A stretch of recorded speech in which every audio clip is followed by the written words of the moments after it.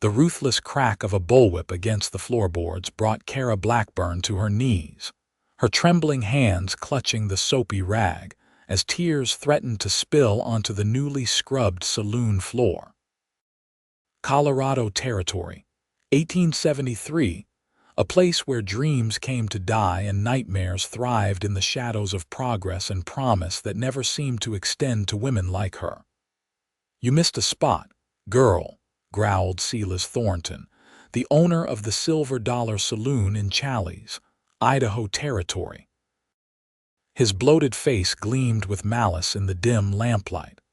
"And if you don't finish before the evening crowd arrives, you'll be serving them in more ways than one."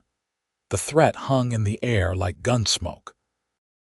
Keira had been in Challis for only 3 weeks, but it felt like a lifetime since the stagecoach accident that had claimed her parents' lives and left her stranded in this mining town with mounting debts for their medical care and burial. Thornton had offered her work and lodging to repay what she owed. Only after she'd accepted did she learn what kind of work he truly had in mind. "Yes, Mr. Thornton," she whispered, her voice barely audible as she renewed her efforts on the rough wooden floor. Her back ached from hours of scrubbing, but the pain was nothing compared to the dread of what awaited her when the saloon filled with miners and cowboys fresh from the trail. Tonight was to be her first evening entertaining the patrons. The thought made her stomach churn with revulsion. At 21, Keira had led a sheltered life back east, where her father had been a respected professor before seeking opportunities in the West.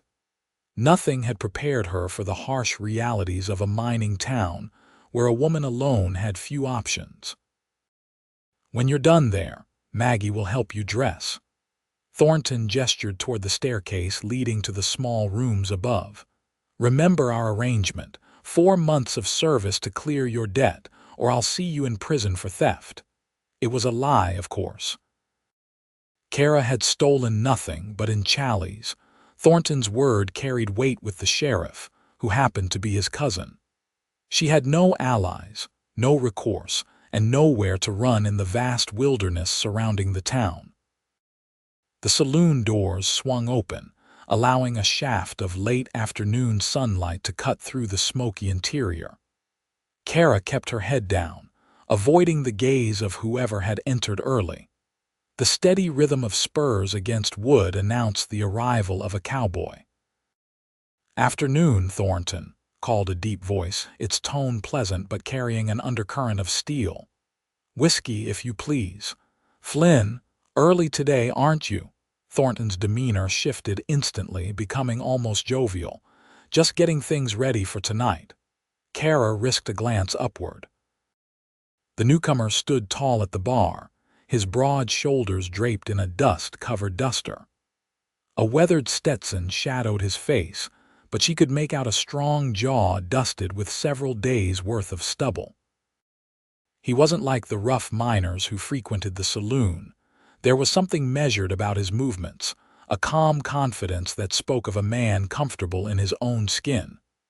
Cattle's sale went quicker than expected. The man called Flynn accepted the whiskey Thornton poured. "Thought I'd enjoy a quiet drink before heading back to the ranch." His eyes, a startling blue beneath the brim of his hat, drifted to where Keira knelt on the floor. Something in his gaze shifted, hardened as it moved from her to Thornton. "New girl?" he asked casually, though Keira sensed nothing casual in his interest. "Just helping out with cleaning," Thornton replied smoothly. "Keira here owes me for some expenses. Being the charitable sort, I offered her work." Flynn Preston took a measured sip of his whiskey, his eyes never leaving Keira's face. "Is that so?" He directed the question at her, not Thornton. Before she could respond, Thornton stepped between them.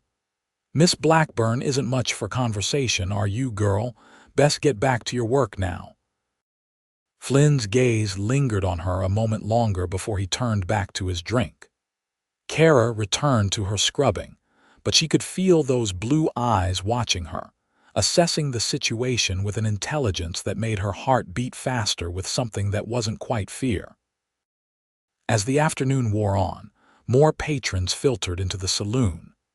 Keira finished the floors and was escorted upstairs by Maggie, an older woman whose once pretty face was now lined with years of hard living.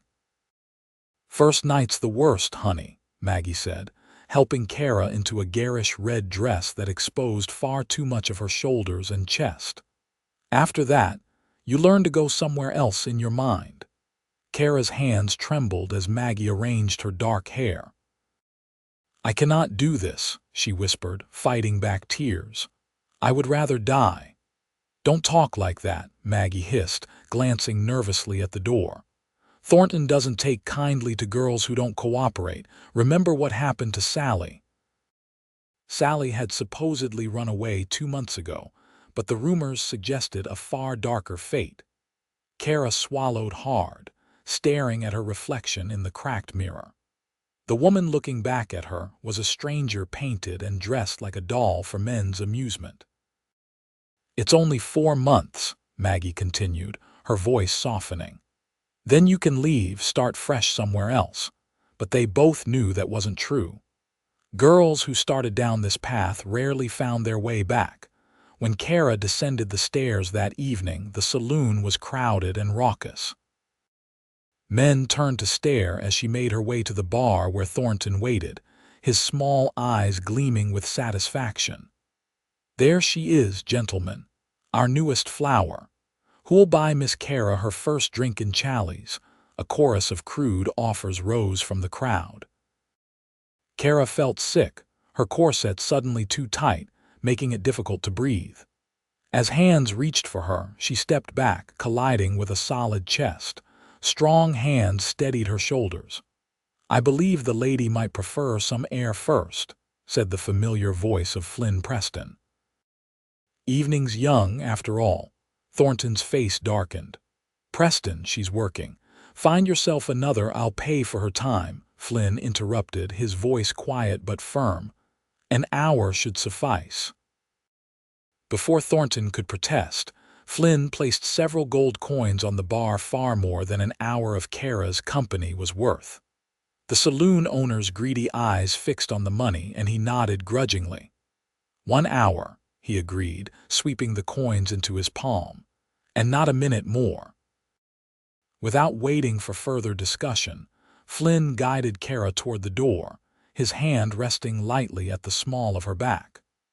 The cool night air hit her flushed face as they stepped onto the boardwalk, and she gulped it gratefully. "Thank you," she managed once they were away from the saloon's entrance. Flynn removed his hat, revealing thick brown hair streaked with gold from long days in the sun. Up close, she could see that his face, while weathered, belonged to a man in his early 30s. His eyes were kind as they assessed her. "No need for thanks. I couldn't stand by and watch." He paused, seeming to choose his words carefully. "Miss Blackburn, are you at the silver dollar of your own free will?" The directness of his question took her by surprise. In 3 weeks, no one had bothered to ask. The story spilled from her in halting sentences: the accident, her parents' deaths, the mounting debts, and Thornton's false promises that had trapped her in servitude. Flynn listened without interruption, his expression growing increasingly grim. When she finished, they were standing near the livery stable, far enough from the saloon that no one could overhear. "What Thornton's doing is illegal," Flynn said finally. "But I'm guessing the law in Challies isn't particularly interested in justice where Thornton's concerned." "Sheriff Davis is his cousin," Keira confirmed, wrapping her arms around herself in the cool evening air. Flynn immediately removed his duster and placed it around her shoulders. "I thought as much." He gazed down Main Street, his profile sharp in the moonlight. "Miss Blackburn, I have a proposition for you, though it's not one I ever imagined making to someone I've just met." Keira tensed, wondering if this kindness had merely been a prelude to his own demands. Seeing her expression, Flynn quickly added, It's not what you're thinking. I own a cattle ranch about 20 miles outside of town. It's good land, but it's also a lot for one man to manage. I've been considering hiring help, but quality workers are hard to find. He took a deep breath before continuing. What I'm proposing is this. Marry me legally, and you'll be under my protection. Thornton can't touch a married woman without risking more trouble than even he can handle. In return, you'd help with the house, cooking, and such. It would be a marriage in name only, until you decide otherwise or wish to leave. Keira stared at him, speechless. The proposal was so unexpected that she couldn't immediately process it. Why? She finally asked. Why would you do this for a stranger? Flynn's expression softened. I had a sister once, Rose. She found herself in a situation not unlike yours in Denver. I was away fighting in the war by the time I returned. His voice trailed off, but the pain in his eyes told Keira everything she needed to know. I'm sorry, she whispered. It was a long time ago, Flynn replied. But I swore I'd never stand by if I saw another woman trapped like Rose was. I can offer you safety, Miss Blackburn, and time to decide what you truly want from life. Nothing more. Keira considered his offer. Marrying a stranger was a risk, but what awaited her at the Silver Dollar was a certainty degradation and eventual ruin. And there was something about Flynn Preston, a steadiness, an honesty in his gaze that made her inclined to trust him. Mr. Preston, she said finally, I accept your proposition. The relief on his face was evident. Then we should move quickly. Thornton won't give up easily what he considers his property. As if summoned by his words, the saloon doors banged open, and Thornton's bulky figure appeared on the boardwalk, scanning the street. When he spotted them by the livery, he started in their direction, shouting, Time's up, Preston. The girl has other customers waiting. Flynn stepped in front of Keira protectively. Change of plans, Thornton. Miss Blackburn won't be returning to the Silver Dollar. The saloon owner's face contorted with rage. She owes me. That girl is my property until her debt is paid. People can't be property, Flynn replied evenly. Not anymore, but if it's money you're concerned about. He reached into his vest pocket and produced a folded banknote. This should more than cover any legitimate expenses. Thornton snatched the money, examining it in the dim light. His expression shifted from anger to calculation. This doesn't change anything. She signed a contract. A contract for servitude is unenforceable, Flynn countered. And as Miss Blackburn will soon be Mrs. Preston, any such agreement would be null and void regardless. The announcement sent murmurs through the small crowd that had gathered to watch the confrontation. Thornton's face reddened further. You can't marry her, he spluttered. She's promised to work at my establishment. I promised nothing. Keira found her voice, stepping beside Flynn. You lied to me, threatened me, and tried to force me into activities against my will. I owe you nothing, Mr. Thornton. A collective ooh rose from the onlookers. Public opinion in Challies was fickle, but they loved a good showdown, especially when it involved Thornton, who was feared more than liked. The saloon owner looked from Keira to Flynn, then to the crowd. He seemed to realize he was losing control of the situation. This isn't over, Preston, he growled. Not by a long shot. I believe it is, Flynn replied calmly, unless you'd prefer to discuss your business practices with the territorial marshal next time he passes through. I hear he's particularly interested in establishments that force women into prostitution. The threat hung in the air between them. Finally, Thornton spat on the ground and turned away, pushing roughly through the crowd back toward the saloon. Flynn turned to Keira. Are you all right? She nodded, though her heart was racing. What happens now? Now, he said with a small smile, We find Reverend Jenkins and make this arrangement official before Thornton changes his mind or comes up with another scheme. Within the hour, they stood in the small church at the edge of town. Reverend Jenkins, roused from his evening prayers, looked between them with skepticism. "This is rather sudden, isn't it?" the elderly minister asked, adjusting his spectacles. "Sometimes the Lord works in mysterious ways," Flynn replied smoothly. "And sometimes he's quite direct about what needs doing." The Reverend didn't seem entirely convinced, but the substantial donation Flynn offered for the church roof repair fund helped overcome his reservations.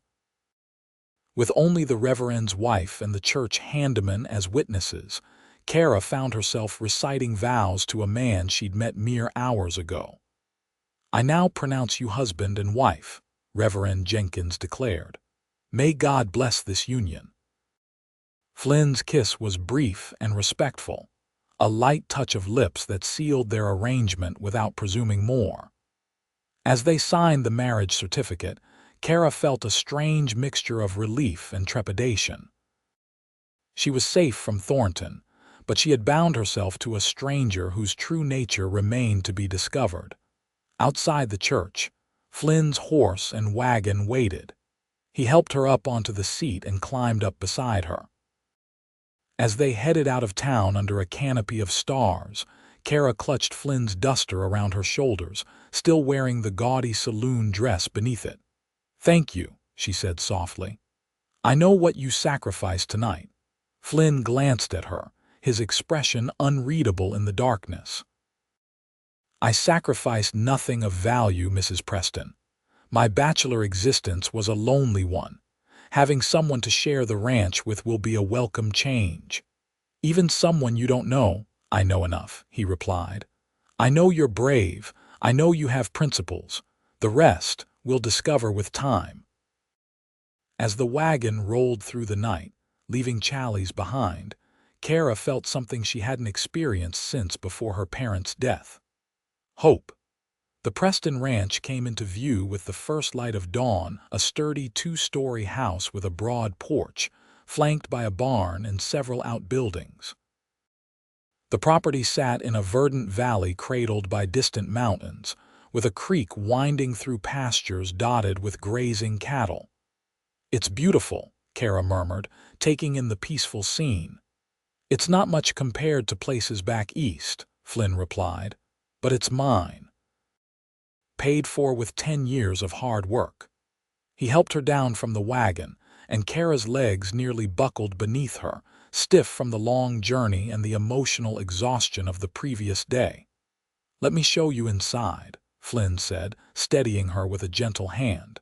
"You must be tired." The interior of the house surprised her. Unlike the rustic bachelor quarters she had expected, the Preston home was well appointed and meticulously clean. Simple but quality furniture filled the rooms, and the kitchen boasted a modern cast iron stove and neat shelves of provisions. "I'm afraid there's only one bedroom prepared," Flynn said, showing her upstairs. "I'll fix up the small room down the hall for myself while you rest." "This is your home," Keira protested. "I couldn't take your bedroom." "A gentleman doesn't let his wife sleep on a cot," Flynn replied with a smile. "Besides, I often sleep in the bunkhouse when there's work to be done late. Now, I'll bring up some water so you can wash, and then you should rest. We can discuss arrangements for the household after you've had some sleep." True to his word, Flynn brought a pitcher of water and a basin, then left her alone in the bedroom. Keira gratefully shed the red saloon dress, scrubbing her skin until it was pink, trying to erase any trace of the silver dollar. She found a nightgown in the chest of drawers, clearly new and unworn, perhaps purchased for a future wife Flynn had once envisioned. As she slipped between the clean sheets, Keira expected sleep to come immediately. Instead, her mind raced with thoughts of her strange new circumstances. She had married a man she barely knew, a man who now held legal authority over her. Had she simply exchanged one form of servitude for another? Yet Flynn Preston didn't strike her as the type of man who would abuse such power. There had been genuine kindness in his eyes, and his treatment of her thus far had been nothing but respectful.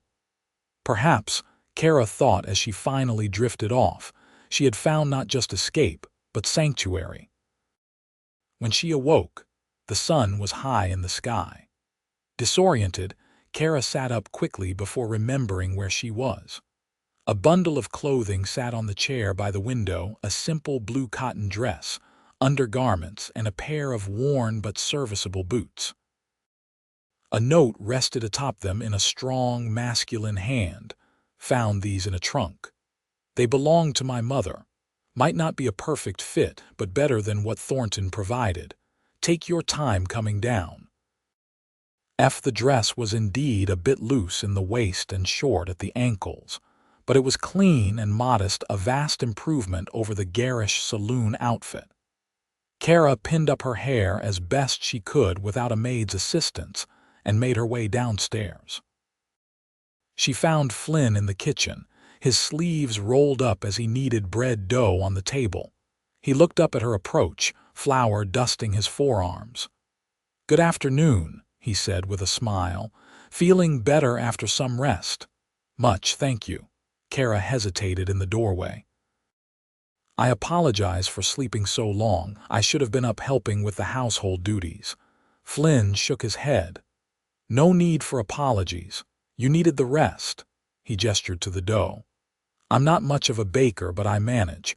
Usually have biscuits, but thought bread might be nice for a change." Keira stepped forward. "May I?" "Baking was one of my responsibilities at home." Flynn readily surrendered his position at the table, watching as Keira took over the kneading with practiced hands. "You know your way around a kitchen, I see." "My mother believed a woman should be accomplished in household arts regardless of her station," Keira explained, working the dough with deft movements. "She was determined I would make a suitable wife someday." "I doubt this is what she had in mind," Flynn said with a touch of wry humor. Keira couldn't help but smile. "No, I expect not." As she shaped the dough and set it to rise, they fell into conversation about the running of the ranch.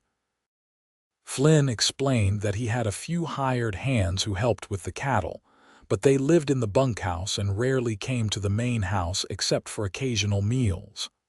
"I've been managing the house myself," he admitted, "but it's been simple bachelor living, nothing fancy." "And now?"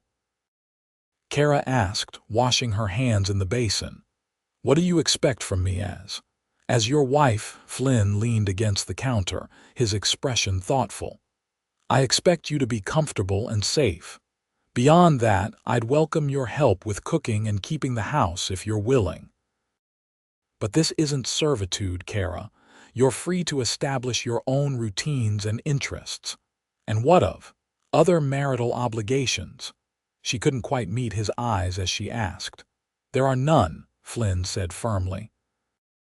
"As I said in town, this is a marriage in name only until you decide otherwise or wish to leave. I won't demand what isn't freely given." Relief washed over her. "Thank you." "No need for thanks. It's simple decency." He straightened up. "Now I need to check on the herd in the north pasture." "Make yourself at home. Explore the house and grounds if you like. Just don't wander too far alone until you know the area. Mountain lions occasionally come down from the hills." After Flynn departed, Keira spent the afternoon familiarizing herself with the house. She found a small library that contained an eclectic collection of books, everything from practical manuals on ranching to volumes of poetry and philosophy. It was clear that Flynn Preston was a more educated man than his cowboy appearance suggested. In another room, she discovered a pianoforte, dusty from disuse but otherwise in good condition. Keira ran her fingers over the keys, producing a slightly out-of-tune chord. She had studied music diligently in her youth, and the prospect of playing again brought unexpected joy. By the time Flynn returned, Keira had cleaned several rooms, prepared a hearty stew from the provisions in the larder, and set the bread to baking in the oven. The domestic activities had been therapeutic, helping her feel useful and grounded after the chaos of the previous weeks. "Something smells wonderful," Flynn remarked as he entered the kitchen, hanging his hat on a peg by the door. He'd clearly stopped at the pump outside, as his face was freshly washed and his hair damp. "I hope you don't mind," Keira said, suddenly uncertain. "I took the liberty of preparing dinner." "Mind? I haven't had a home-cooked meal like this in years." His appreciation was evident as they sat down to eat. After a few bites, he added, "You'll spoil me with cooking like this, Mrs. Preston." "Keira," she corrected him gently. "If we're to live together, even under these unusual circumstances, perhaps we should use our given names." "Keira," he repeated with a nod. "And I'm Flynn, as you know." As they ate, Flynn spoke of his day, the new calves in the north pasture, the fence repairs needed on the eastern boundary, the plans for moving part of the herd to summer grazing grounds in the coming weeks. Keira found herself fascinated by the details of ranch life, so different from her previous existence. "And you?" Flynn asked as they finished their meal. "How did you spend your day, besides creating this excellent dinner?" Keira told him about her explorations of the house, mentioning the pianoforte with particular enthusiasm. "It was my mother's," Flynn explained. "I never learned to play myself. It would be nice to hear music in the house again." "I could tune it tomorrow," Keira offered, "and play if you'd like." "I'd like that very much."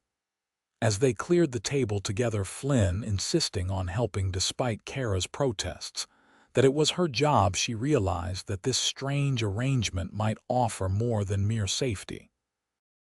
There was comfort in this domestic partnership, a sense of shared purpose that she hadn't expected. That night, as Keira lay in the comfortable bed that now belonged to her, she reflected on the swift change in her circumstances. Just 24 hours ago, she had been facing a life of degradation and abuse. Now she was the wife of a kind, respectable rancher who asked nothing of her but her company and help with his home. It was not a love match, of course. Such things existed primarily in the novels she had read as a girl. But perhaps, Keira thought as she drifted toward sleep, there were worse foundations for a marriage than mutual respect and shared purpose. The days settled into a rhythm as spring gave way to early summer. Keira took charge of the household, finding satisfaction in creating a comfortable home. She discovered that Flynn, for all his capability with ranch work, had been living a rather Spartan existence. Simple touches: wildflowers in mason jars, curtains she sewed from fabric purchased on their monthly trips to town, cushions for the hard wooden chairs transformed the house into a true home. Flynn seemed both surprised and pleased by these changes, often pausing to admire some small improvement she had made. "You have a gift for making a place feel welcoming," he told her one evening as they sat on the porch after dinner, watching the sunset paint the mountains gold and purple. "My mother believed that beauty in one's surroundings elevates the spirit," Keira replied, thinking fondly of the woman who had taught her so much. She was a wise woman. Flynn's gaze lingered on Keira's profile. "You must miss your parents terribly." "I do." Keira's throat tightened with emotion. "They were good people who wanted only the best for me. My father was so excited about the opportunities in the West. He never imagined that he would leave you alone in such circumstances," Flynn finished softly when her voice faltered. "I'm sorry for your loss, Keira. Truly." His sincere sympathy loosened something in her, and Keira found herself sharing memories of her parents that she had held close during the dark days at the Silver Dollar. Flynn listened attentively, asking questions that showed genuine interest in the people who had shaped her. In turn, he gradually revealed pieces of his own history, his childhood on a small farm in Missouri, his time serving in the Union Army during the Civil War, the years of hard work that had allowed him to establish his own ranch. He spoke of his sister Rose only rarely, the wound of her loss still evident beneath his composed exterior. As they came to know each other better, Keira realized that Flynn Preston was a man of surprising depth. Behind his practical cowboy exterior lay a thoughtful mind and a kind heart.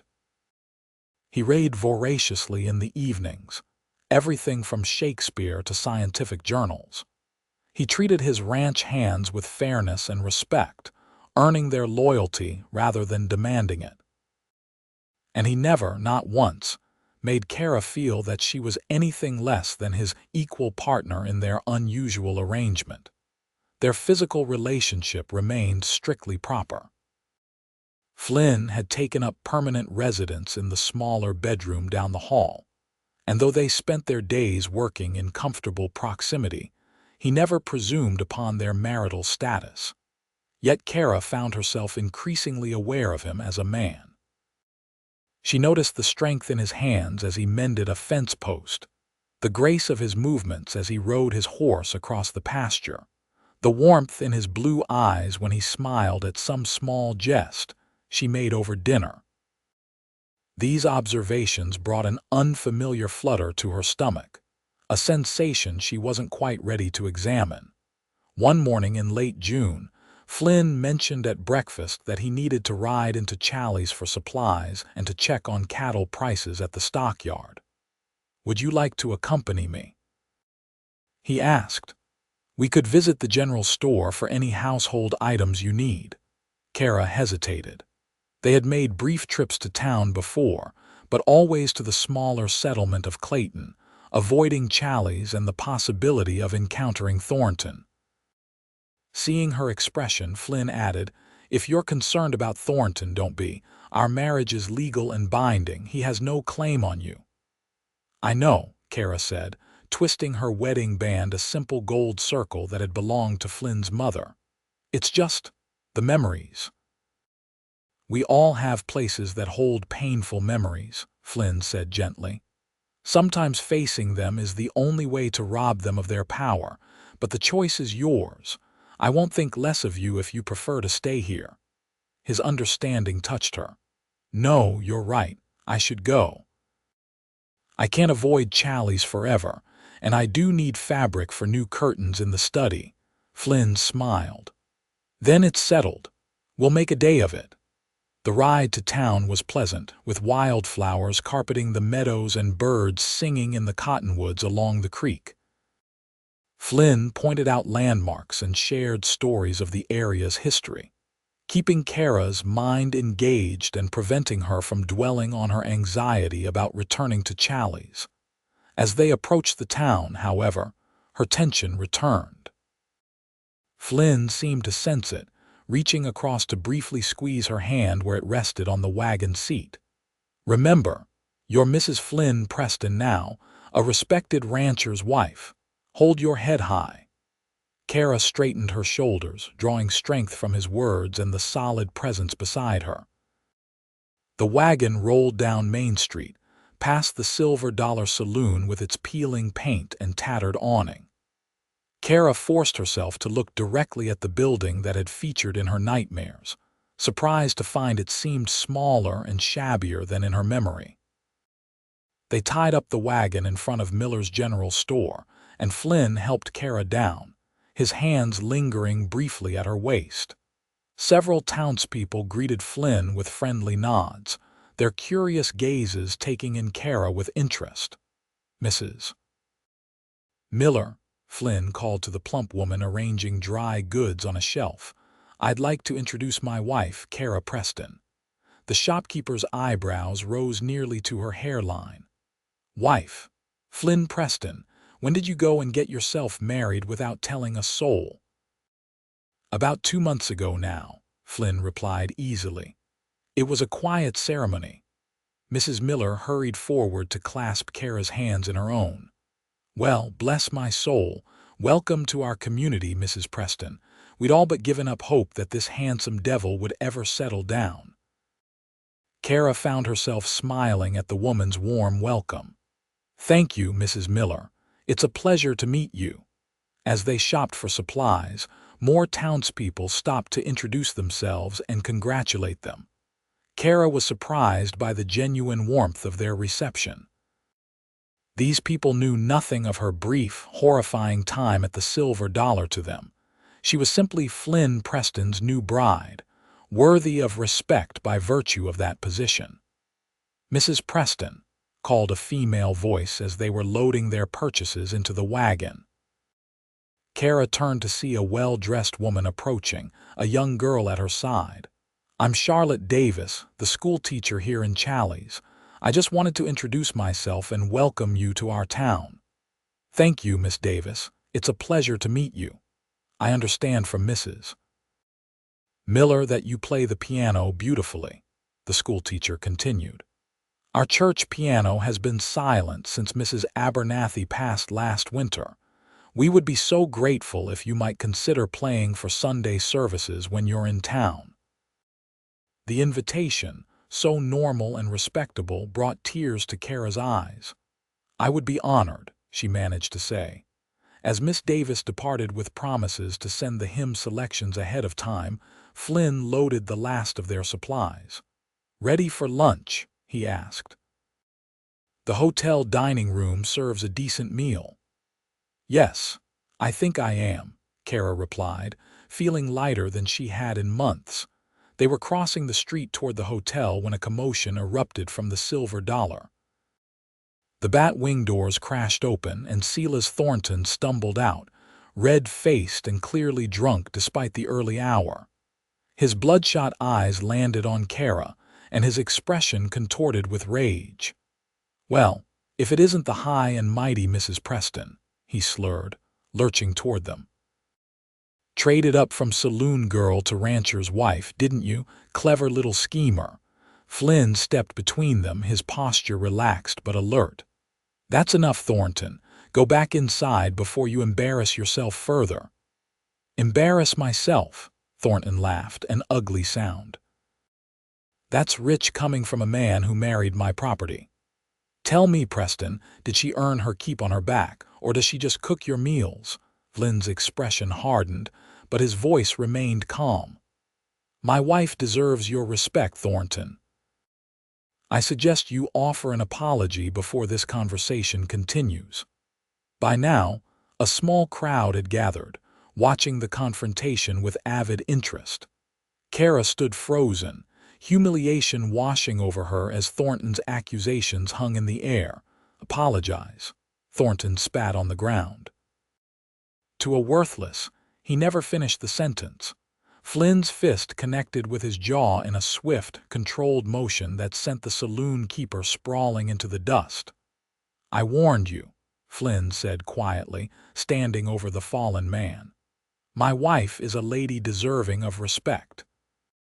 I won't have her name sullied by a man like you." Thornton struggled to his feet, blood trickling from his split lip. For a moment, it seemed he might retaliate, but a glance at Flynn's steady stance and the unsympathetic faces of the townspeople changed his mind. "This isn't over, Preston," he muttered, echoing his threat from the night of Keira's escape. "You'll regret crossing me." "I doubt that very much," Flynn replied evenly. "Now, I suggest you return to your establishment and leave decent folk to their business." With a final venomous glare, Thornton staggered back toward the saloon. The crowd began to disperse, several people nodding approvingly at Flynn as they passed. Keira stood rigid, her face burning with shame.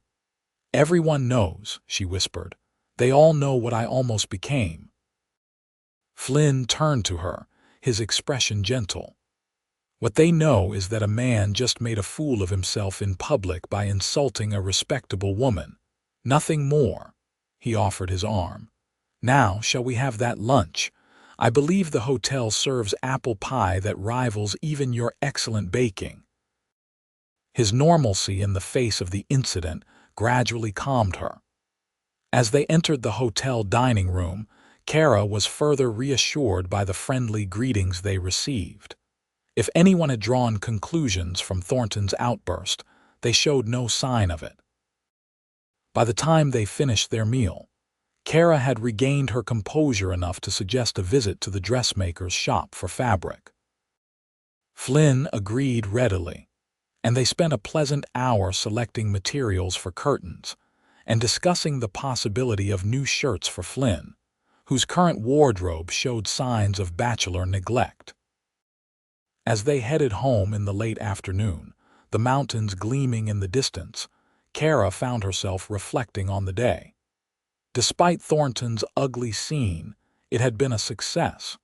She had faced her fears and discovered that Challies held the possibility of acceptance and even friendship.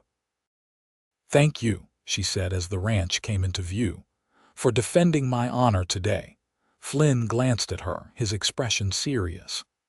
"I meant what I said, Keira. You are a lady worthy of respect, and I won't have anyone suggest otherwise. What almost happened at the Silver Dollar doesn't define you." "Doesn't it?" she asked quietly. "I sometimes wonder if I'll ever truly escape that place, even though I was only there for weeks." "You already have," Flynn replied with conviction. "The woman I've come to know these past months, intelligent, kind, determined, that's who you truly are. The rest is just a shadow that will fade with time." His faith in her brought tears to Keira's eyes. She looked away, blinking rapidly, overwhelmed by emotions she couldn't quite name. That evening, as they sat in the parlor after dinner, Flynn reading by lamplight while Keira worked on mending, a comfortable silence between them, she realized something profound had shifted. This marriage of convenience, entered into as an escape, had become something more, a partnership based on growing mutual respect and, yes, affection. The thought both comforted and unsettled her. Flynn had been clear about the terms of their arrangement from the beginning. He had never suggested he wanted more than a practical partnership. Yet Keira found herself wondering if his feelings, like hers, might be evolving into something deeper. July brought scorching heat that turned the meadows golden and made the creek run low. The ranch work intensified as Flynn and his hands prepared for the fall cattle drive. Keira's days were filled with preserving the garden's bounty, maintaining the household, and occasionally riding out with Flynn to check on distant parts of the property. These rides became the highlight of her weeks. Flynn was a patient teacher, showing her how to read the land, identify the best grazing areas, and even track wildlife. They would sometimes stop at a high point overlooking the valley, dismount, and share a simple lunch while discussing books they had both read or debating some point of philosophy or politics.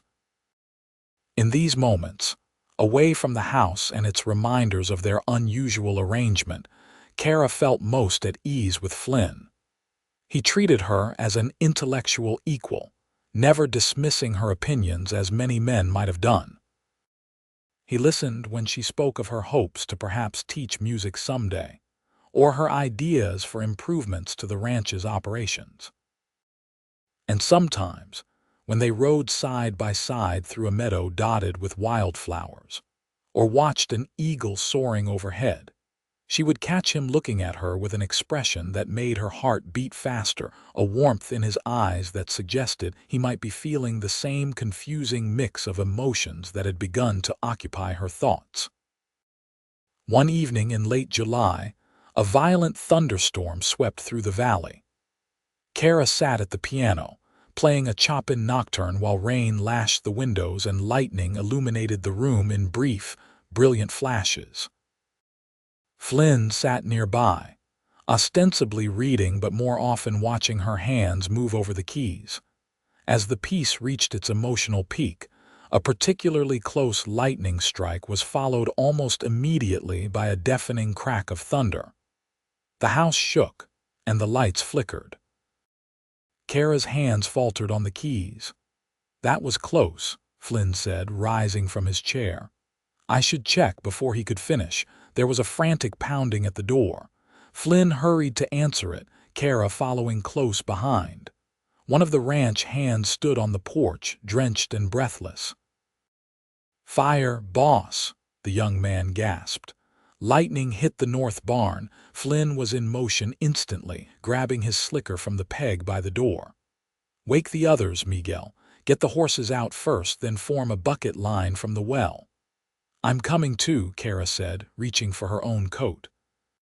Flynn hesitated only briefly before nodding. "Stay close to me."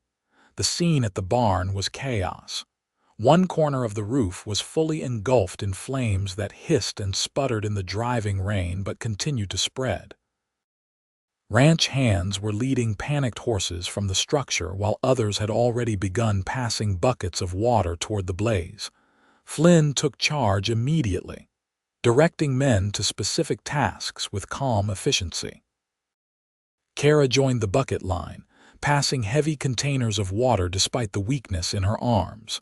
The rain helped their efforts, but the fire had taken hold in the dry hay stored in the loft and burned with stubborn intensity.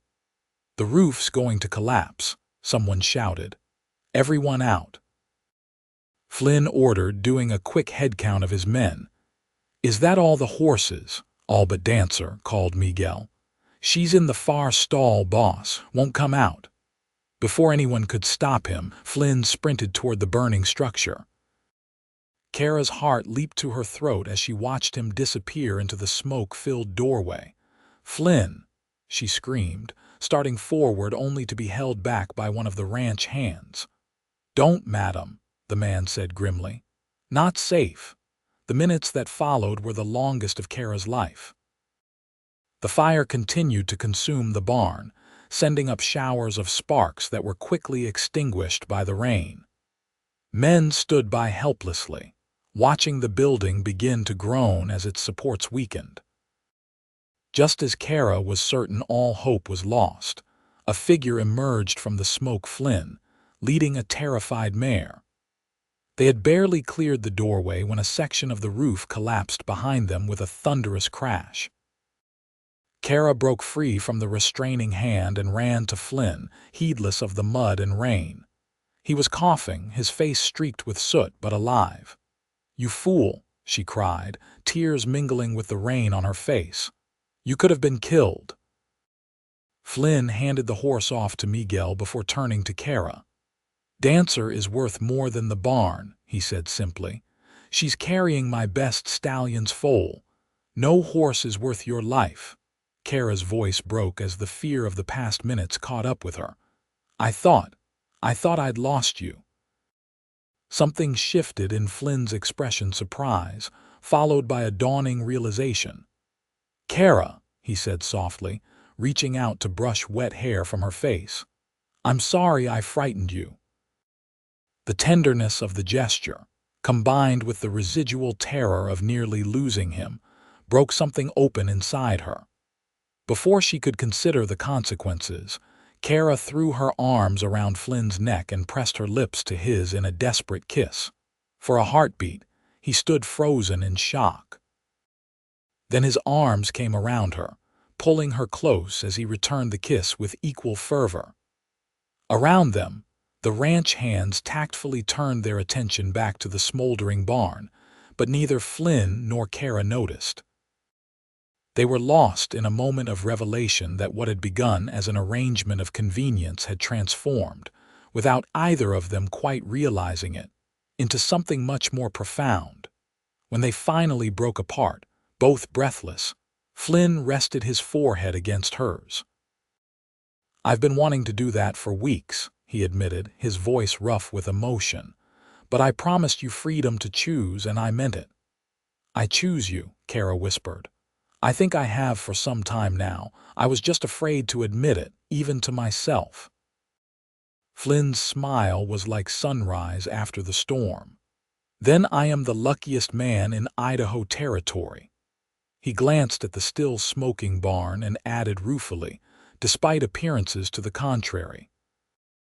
They laughed together, the sound bright against the backdrop of rain and destruction, a promise of joy amidst life's inevitable hardships. That night, after the fire was fully extinguished and the animals safely relocated to other shelters, Flynn and Keira returned to the house, exhausted but filled with a new awareness of each other. As they stood in the hallway between their separate bedrooms, Flynn took Keira's hands in his. "I want to be clear," he said solemnly. "What happened tonight changes nothing about our arrangement unless you want it to.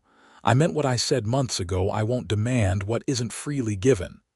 Keira's heart swelled with affection for this honorable man. "And if I want things to change?" she asked softly. Flynn's eyes darkened. "Then I would be honored to truly call you my wife in every sense of the word, but only when you're ready." "I think," Keira said, gathering her courage, "that I might be ready now." Flynn's kiss was gentle at first, a question rather than a demand. When Keira responded with growing confidence, the kiss deepened, conveying months of unspoken longing. They moved together into what had been her bedroom alone, closing the door on the arrangement that had brought them together, and opening it to the love that had grown between them. Later, as they lay entwined in the quiet darkness, Flynn traced the curve of Keira's cheek with tender fingers. "I never expected this when I offered you marriage that night in Challies," he murmured. "I only wanted to help you escape. And I never imagined I could feel this way after what happened at the Silver Dollar," Keira replied.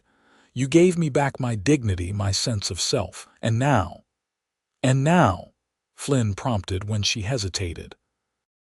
"And now you've given me love," she finished, the word both frightening and exhilarating to speak aloud. "Something I had nearly stopped believing in." Flynn gathered her closer. "I do love you, Keira Preston, with all my heart." "And I love you," she whispered against his chest, marveling at how natural the words felt, how right. The summer passed in a haze of newfound intimacy and shared work. The north barn was rebuilt with the help of neighboring ranchers, stronger than before. Keira continued to transform the house, now truly making it their home rather than simply Flynn's residence.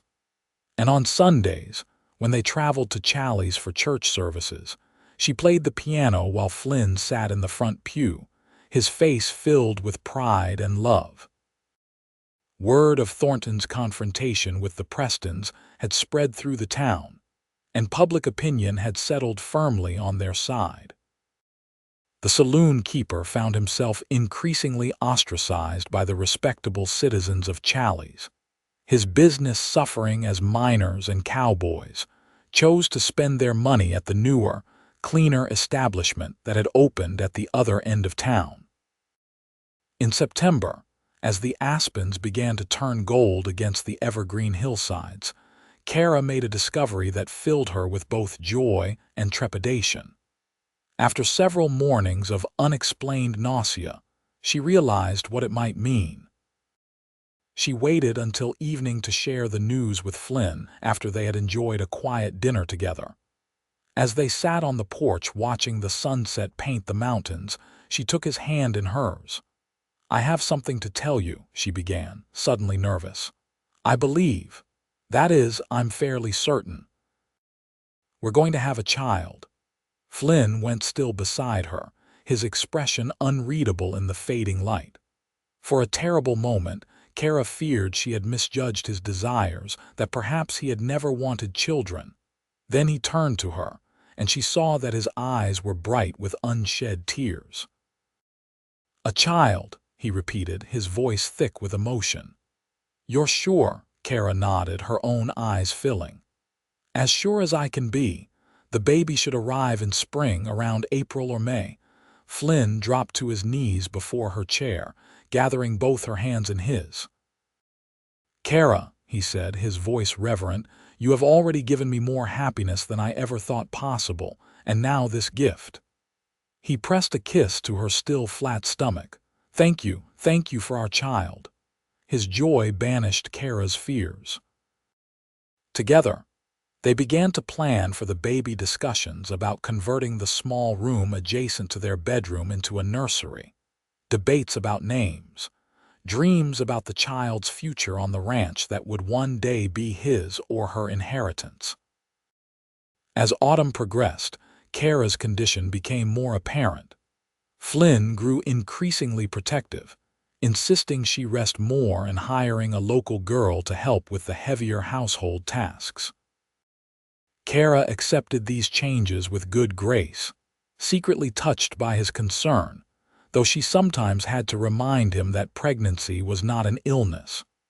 One crisp October morning, as the first dusting of snow whitened the distant peaks, a rider approached the ranch house at a gallop. Flynn, who had been mending tack on the porch while Keira read aloud from a novel, stood at the sound of hoofbeats. "It's Ben Miller from town," he said, recognizing the rider. "Something must be wrong for him to ride out so early." Ben pulled his lathered horse to a stop before the porch, his young face grave. "Mr. Preston, Sheriff Davis sent me to fetch you. There's been trouble in town." Flynn's expression hardened. "What kind of trouble?" "It's Thornton, sir. He's been saying things about Mrs. Preston in the saloon, drunk and mean with it. Last night he threatened to burn down your place, said you stole what was his." Keira felt cold despite the warm shawl around her shoulders. Flynn's face had gone very still, the way it did when he was controlling powerful emotion. "No one took him seriously at first," Ben continued, "but then he left town late last night with two of those rough fellows who have been staying at his place. Sheriff thought you should know, just in case." Flynn nodded grimly. "Thank you for the warning, Ben. Tell the sheriff I appreciate it." He turned to Keira. "I'll have Miguel and the boys keep watch. Don't worry." But Keira did worry, especially after Ben had departed and Flynn gathered the ranch hands to explain the situation. The threat of Thornton's vengeance had hung over them for months, a shadow they had begun to believe had dissipated with time. Now it had returned, darker and more immediate. Flynn insisted on sleeping with his rifle propped beside the bed that night, despite Keira's protests that Thornton was likely all talk. "I won't take chances with your safety," he said firmly. "Or our child's." 3 tense days passed without incident. The ranch hands took turns patrolling the property, but there was no sign of Thornton or his associates. Gradually, the atmosphere of vigilance began to relax. Perhaps, Keira suggested, Thornton had simply been venting drunken spite with no real intention of following through. On the 4th day, Flynn needed to ride to the far pasture to check on a section of fence reported damaged in a recent windstorm. He was reluctant to leave Keira alone, but she insisted she would be fine. Miguel would be working in the nearby corral, and Mrs. Hernandez, Miguel's mother who helped with the household, would be with her all day. "I'll be back before sunset," Flynn promised, kissing her goodbye. "Stay near the house." The day passed peacefully. Keira worked on a quilt for the baby, played the piano, and helped Mrs. Hernandez prepare a stew for dinner. By late afternoon, with Flynn due to return soon, she decided to gather some of the late-blooming wildflowers that grew near the kitchen garden for the dining table. She was kneeling in the grass, selecting blooms when a shadow fell across her. Looking up, Keira found herself staring into the bloodshot eyes of Silas Thornton. "Afternoon, Mrs. Preston," he said, his voice slurred but his eyes coldly sober. "Or should I still call you Miss Blackburn, since your marriage was just a trick to steal what was rightfully mine?" Keira rose quickly, one hand instinctively going to her slightly rounded stomach. "Mr. Thornton," she said, fighting to keep her voice steady, "you're trespassing on Preston land. I suggest you leave immediately." Thornton laughed, the sound ugly in the quiet afternoon. "Oh, I'll leave." "But not alone." He reached for her arm. "You owe me, girl. For the money I spent on you, for the customers you cost me with your high and mighty act." Keira stepped back, eluding his grasp. "My husband will be back any moment," she warned, glancing toward the house. Where was Mrs. Hernandez? Where was Miguel? As if reading her thoughts, Thornton smirked. "Looking for help. The Mexican boy's taking a little nap behind the corral, nothing permanent, just enough to keep him quiet. And the old woman's tied up in the kitchen. It's just you and me now." Fear clawed at Keira's throat, but she forced it down. Flynn had not married a coward. "What do you want, Mr. Thornton?" "I told you I want what's mine. You're coming back to Challies with me, where you belong. Preston can find himself another wife when he comes by honestly." "I am honestly his wife," Keira replied, continuing to back slowly toward the house. "We were married by Reverend Jenkins with witnesses and a legal certificate, and I'm carrying his child." Thornton's face contorted with rage. "You whore," he spat. "Should have known you'd spread your legs for him quick enough." "Well, that doesn't change anything. There's plenty of men won't mind a woman with a brat." He lunged for her, and this time his hand closed around her wrist in a painful grip. Keira screamed, struggling against his hold. In desperation, she remembered something Flynn had taught her during their rides together, a self-defense move he insisted every woman should know. Summoning all her strength, Keira brought her knee up sharply between Thornton's legs. The saloon keeper doubled over with a howl of pain, releasing her wrist. Keira didn't hesitate. She turned and ran for the house as fast as her condition would allow. She had nearly reached the back door when she heard the unmistakable sound of a gun being cocked behind her. Keira froze. "Turn around," Thornton growled, slowly. Heart pounding, Keira obeyed. Thornton stood a few yards away, a revolver pointed at her chest. His face was flushed with anger, but his hand was steady. "That was a mistake," he said. "One you're going to regret. Now, we're going to walk nice and quiet to where my horse is tethered," and the crack of a rifle shot split the air. Thornton staggered, a look of confusion crossing his face before he crumpled to the ground. Behind him, Flynn sat astride his horse, rifle still raised, his expression a terrible mixture of fury and fear. "Keira," he shouted, dismounting and running to her. "Are you hurt? Did he touch you?" "I'm fine," she assured him, trembling with reaction as he gathered her into his arms. "Mrs. Hernandez is tied up in the kitchen, and Miguel, I saw him on my way and he's already coming around." Flynn glanced at Thornton's motionless form. "Is he?" "I aimed for his shoulder," Flynn said grimly. "He's alive, more's the pity. Let's get you inside while I see to him and send for the sheriff." The aftermath of Thornton's attack brought changes to Challies.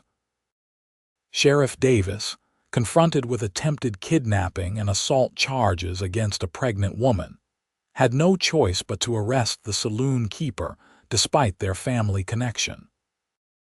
When Thornton's two associates were also apprehended, they quickly turned on their employer in exchange for leniency, revealing a history of similar offenses against other women.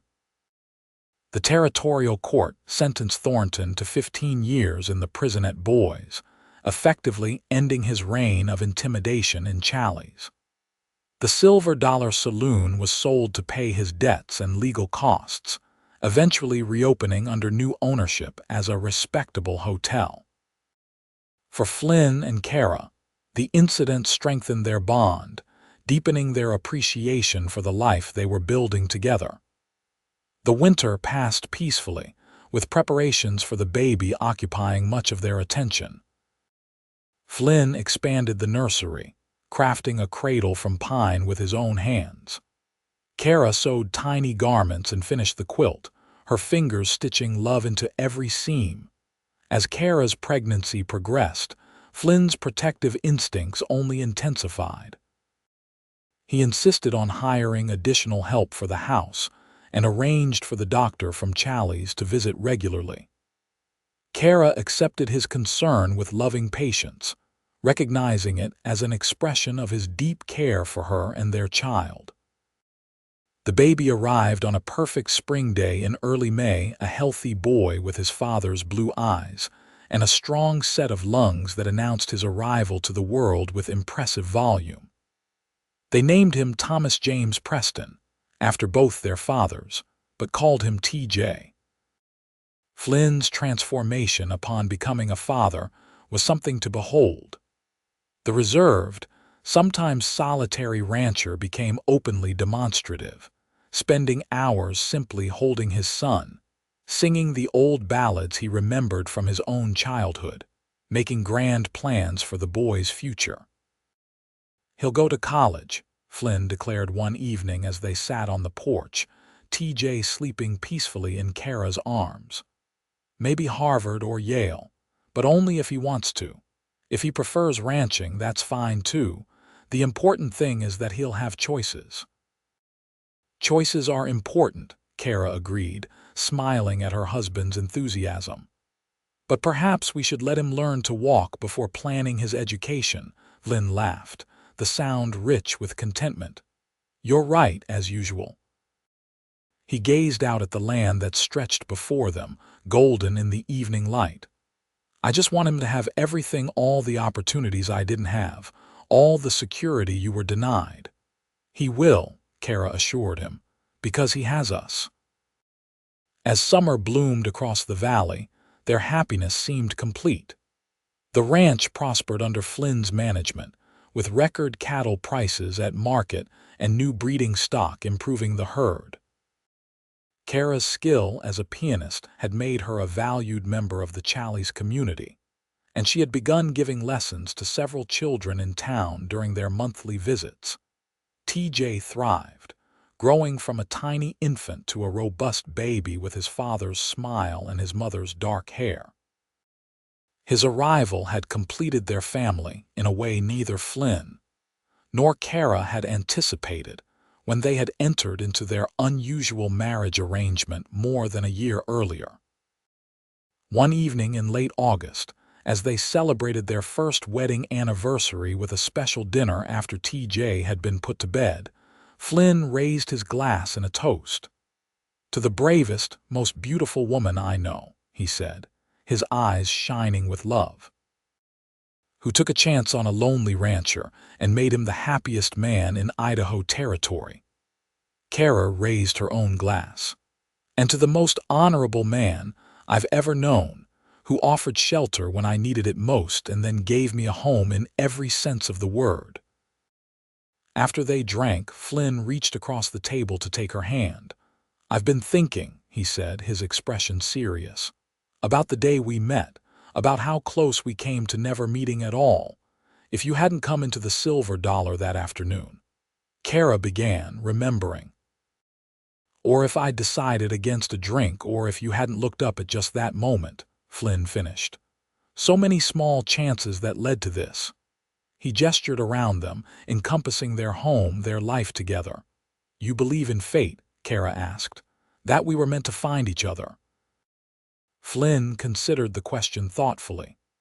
"I'm not sure about fate," he said finally. "But I do believe that sometimes, if we're very lucky, we're given a chance at happiness. The wisdom lies in recognizing that chance when it appears, even if it comes in an unexpected form." "Like a marriage proposal to a stranger," Keira teased gently. "Exactly like that." Flynn's smile was tender. "I offered you an escape that day, Keira, but what I didn't realize was that you were also rescuing me from loneliness, from a life half lived." "We rescued each other," Keira agreed softly, "and built something beautiful from a beginning that was anything but." Later, as they stood together on the porch under a canopy of stars, Flynn's arms wrapped around her from behind, his chin resting on her head, Keira reflected on the journey that had brought them to this moment. From the despair of the Silver Dollar to the joy of their home, from strangers bound by a pragmatic arrangement to partners united by the deepest love, it had been a transformation as vast as the Idaho sky above them. and as profound as the mountains that cradled their valley. "What are you thinking about?" Flynn murmured against her hair. "About how differently things might have turned out," Keira replied honestly, "and how grateful I am for the way they did." Flynn tightened his embrace. "No more looking back," he said firmly, "only forward. To tomorrow and all the tomorrows after that." "To our future," Keira agreed, turning in his arms to meet his kiss. And as the night deepened around them, stars wheeling overhead in their eternal dance, Flynn and Keira Preston stood wrapped in each other's arms, a rancher and his wife, a family forged from adversity and bound by love, their story only just beginning. 10 years later, the Preston Ranch had grown into one of the most successful operations in central Idaho. Flynn's innovative breeding programs and business acumen had expanded their holdings to include several thousand acres and a herd of cattle renowned throughout the territory for its quality. The original house had been enlarged to accommodate their growing family. TJ, now a spirited 10-year-old, had been joined by 7-year-old twins, Abigail and Andrew, and 3-year-old Clara. Keira had established a small music school in Challies, traveling to town twice weekly to teach piano to the children of miners and merchants alike. Her students had performed at territorial competitions in Boise, bringing recognition to the once rough mining town. The shabby saloon, where she had nearly been forced into prostitution, was now a distant memory, replaced by a thriving hotel that served as the social center of the community. On a warm September afternoon, as golden light bathed the valley, and the first hints of autumn touched the aspen groves with yellow, Flynn and Keira sat on the expanded porch of their home, watching their children play in the yard. TJ was teaching the twins to rope using a small practice dummy Flynn had built, while little Clara toddled after them, determined to join in despite her brother's protests that she was too small. "She has your determination," Flynn observed with a smile, reaching for Keira's hand. "Won't take no for an answer." "And TJ has your patience," Keira replied, watching their eldest son demonstrate the same rope throw for the 10th time without showing any frustration. "He'll make a fine teacher someday, if ranching doesn't claim him first." Flynn nodded, pride evident in his expression. "Whatever paths they choose, they'll have our support. That's what matters." A comfortable silence fell between them, the kind that comes with years of shared life and understanding. In the distance, the mountains stood eternal against the blue sky, witnesses to the story of Flynn and Keira Preston, a story that had begun in desperation, but had blossomed into a legacy of love, strength, and family that would endure for generations to come. And as the sun began its slow descent toward the western horizon, painting the land with gold and promise, Keira leaned her head against her husband's shoulder, content in the knowledge that sometimes, even in the harshest circumstances, love finds a way to flourish, transforming an arrangement born of necessity into a life rich with purpose and joy.